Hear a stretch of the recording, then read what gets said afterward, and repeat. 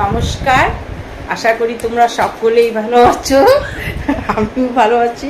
হাসতে হাসতে কেন হাসতেছি, কারণ আমি এই সকাল থেকে দুপুর পর্যন্ত আমি শুয়েছিলাম।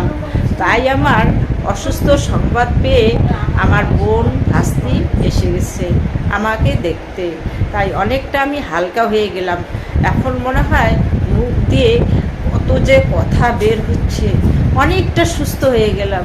কেননা ভাস্তি আমার মেয়ে এইরকম করতেছে যে মা এতটা সুস্থ হয়ে গেল, মাসি এতটা সুস্থ হয়ে গেল। এই তো খুব দেখছিলাম, অসুস্থ দেখছিলাম। আবার আমার বোন বলতেছে, দিদি তুই না অসুস্থ ছিলি, এখন আবার এত কথা বকর বকর করে বলতেছিস। আরে আমি এখন ভাবতেছি যে বোন ভাস্তির কাছাকাছি থাকলে না অনেকটা সুস্থ হওয়া যায়। কারণ মনে হয় যে রোগ ব্যাধি অনেক দূরে যায়। তাই বন্ধুরা কি আর বলি, হ্যাঁ এখন আমি কি করি, এখন আমি এই যে বোন ভাস্তির জন্য একটু চা করব। আবার এই দেখো, আমি আজকে সারাটা দিন বিছানায় শুয়েছিলাম, মাত্র উঠলাম। মাত্র উঠে আমি দেখলাম যে কলের পাড়ে আসি, দেখি যে আমার বোন আসছে, এই যে আমার ভাস্তি আসছে। আমার ভাস্তি আমার সঙ্গে কি অভিমান করে আছে যে আমি ফোন করি নেই ভাস্তিকে, সেই জন্য আমার ভাস্তি আমার সঙ্গে ভীষণ রাগ করছে। অসুখের খবর পেয়ে চলে আসছে। কী জন্য আমার ভাস্তি আমার জন্য নিয়ে আসছে ব্যাগের মধ্যে। যাই হোক কিছু নিয়ে আসছে আমার জন্য। ও মা সজনা নিয়ে আসছে। তোমরা এই সজনা দেখো না, এত ভালো লাগে। সেই সজনা আমি যে ভালোবাসি, সেই জন্য ভাবতেছে যে মাসি মনে হয় সজনা খাবে, এই জন্যে মাসি মনে হয় অসুস্থ হচ্ছে। সেই জন্য আমার ভাস্তি আমার জন্য সজনা নিয়ে আসছে, আমার বোন আসছে।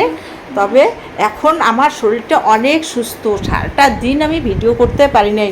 তোমরা ভাবতেছো যে সুস্মিতা কে ব্লগ কেন আজকে যে ভিডিও করতেছে না, কি ব্যাপার। তবে বন্ধুরা যদি ভালো লেগে থাকে তাহলে আমার ভিডিওটা সাবস্ক্রাইব করবে, অবশ্যই একটা লাইক দিও। সজনা নিয়ে আসছে, পাট শাক নিয়ে আসছে, মানে আমার ফেভারিট এগুলা সব জিনিস আমাকে এত ভালো লাগে। এগুলা ও বাবা, এত টাটকা জিনিস। আমার তো জমি নেই, তাই আমার বোনের জমি আছে। ভাস্তিরে কাম সব ভাস্তি উঠেছে। ভাস্তি ভাস্তির যদি চোখ টোক লাগতো না মজা পেতো। ভাস্তির কাম নাকি। আর এগুলো তো ভাস্তি মনে হয় উঠেনি। আমার বোন ওই এত লম্বা গাছে আমার বোন মনে হয় কোটা দিয়ে পারছে, তাই হবে। এত সুন্দর লাগে, স্বাদ সেই স্বাদ লাগে। আর ভাস্তি আর কি নিয়ে এসছে, আরও দুইটা দেখি। ভাস্তি ভাবে ভাস্তিকে ফোন করে নিয়ে দেখি ক্যামেরার সামনে আসতেছে না, কি আর বলি। তাই ঠিক আছে, না আসুক, আমিও আর কথা বলবো না ভাস্তির সঙ্গে। একটু চা করে দিব, চা করে দিয়ে দেখি কার বেশি। আমি যে অসুস্থ ছিলাম সেটুকু আর বুঝলো না ভাস্তি। কীরকম মেয়েটা, এই মেয়েটা নিয়ে আমি পারি না। আমি ফোন করে নেই দেখি ও আমার সঙ্গে আমার সামনে আসতেছে না। দেখো কীরকম আমাকে ভালোবাসে। দেখছো, মেয়েও মনে হয় আমার কাছে আসে না এইরকম। তার থেকে বেশি ভাবতেছে যে মাসি এইরকম সকাল থেকে বিছানায় পড়েছিল, একটা কি ফোন করতে পারে নাই, না মোবাইলে টাকা ছিল না, নানান রকম আসি আমাকে কথা শুনিয়ে দিল। ঠিক আছে না মাগো, আমি বললাম মাগো আমি সুস্থ হয়ে গেছি, সেই জন্য আমি ফোন করি নাই। এর জন্য তোমার রাগ হওয়ার কোনো কারণ নাই। ঠিক আছে, তুমি তো এসব নিয়ে আসছো। বোন ভাস্তি আসার পরে আমাকে দেখতে এলো আমার নাতিবু, হাসতে হাসতে এলো। সেই হাসি আমাকে দেখতে এলো, এই তো নাতিবু আমার। কি অভিমান করে আছে আমার সঙ্গে। ফ্রিজে কিছু নেই, কিন্তু মাজা আছে, মাজাটা দিচ্ছি তবু নেয় না। ওই যে ফোন করি নেই, এর জন্য আমার সঙ্গে সেই অভিমান করে আছে। মা ধরো না, আমি ঠিকই ফোন করব।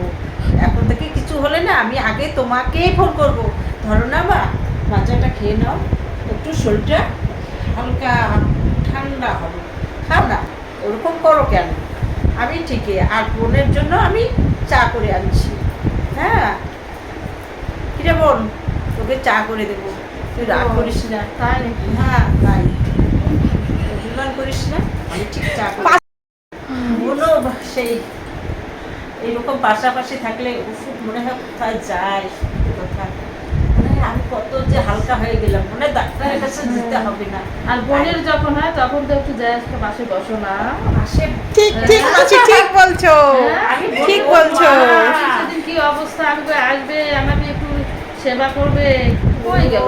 মা, তুমি তো ফোন করোনি, তুমি যে এত না, ফোন অসুস্থ। করি নাই। তাহলে ফোন কই পেলাম আমি? ফোনটা, হ্যাঁ, আমি ফোনটা কই পেলাম? হ্যাঁ, কি কথা বলে? হ্যাঁ, কি কথা বলে? আমি ফোন করি না? হ্যাঁ, সেদিন একটু গেলি, হ্যাঁ। যা কি করলি? একটা যায় মানে একটা আসার জন্য ব্যস্ত। আসার জন্য ব্যস্ত, দুপুরবেলা হয়ে গেছে, রান্না করতে হবে, শরীরটা ভাবি যে বাড়িতে কে আছে কে না আছে, মেয়েটাকে একাই রেখে যাই, দোকান একটা খোলা, মানে গেট খোলা, ভয় লাগে, একা একা একদম ফাঁকা বাড়ি, ভয় লাগে। দুইটা ছেলে, একটা ছেলে নেই, তো জামাইবাবু নাই, তাই মেয়েটাকে রেখে গেছি পাশাপাশি বাড়ি, তো ওরা তো কোথায় থাকে না থাকে, ওদের সঙ্গে আমার কোনো রকম অতই নেই যে ওদেরকে বলবো আসবে, আমার ওরকম সময় নেই। আমি হুট করে চলে যাই, হুট করে আজকে যে আমার বিকেলে যাওয়ার কথা ছিল তোদের। চা করতে বললাম আমার মেয়েকে, আমার মেয়ে চা করে নিয়ে এলো মাসি ভাস্তি, মানে আমার কালার তো আসেনি। দেখি, হ্যাঁ খালি দারুণ কালার আসছে, দারুণ। এরকম তুমি করতে পারো না। তাই, কি কে খাক খাক না খাক না, আমি খালাম।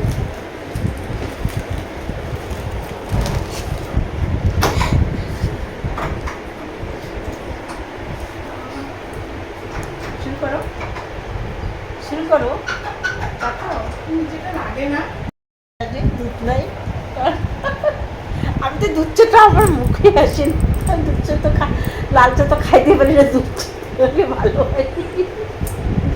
আমি কেমন করে খাবো, লাল চা তো খাইতে পারি না। নিজে খাইতে পারে না, মানুষকে আবার খাওয়ায়। আরে মানুষ তো না রে, তুই মানুষ কই থেকে নিজে যেটাই হোক আর কথা আর ওটা আমি খাবো। এরা কি বলে দেখ না। বাবা, তোমার মা কি বলে বলো তো? মানুষ, মানুষ কাকে বলে? অন্য লোক যদি আসে তবে, আমরা তো নিজের অন্য মায়ের মনে করি এক তো, পেটে অন্য লোক মনে করি তো যে লাল চা বোন দিছে। আমরা। মুন্নি বললে তবু একটা হতো যে মাসি তুমি লাল চা দিছো, আর অন্য লোক মনে করি তো লাল চা দিছে। দেখ তোর মেয়ে কিচ্ছু বলতেছে না, তাহলে তোর মেয়ে আবার কতটা ভালোবাসা, তুই নিচের বোনে তুই আমাকে কি বলতেছিস?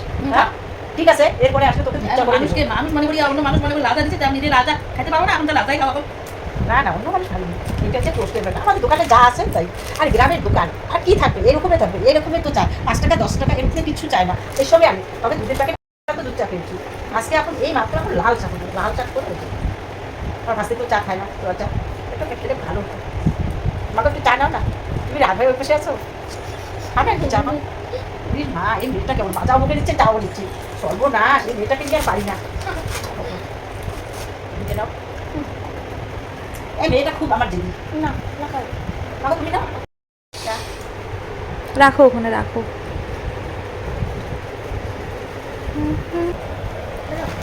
চা খেয়ে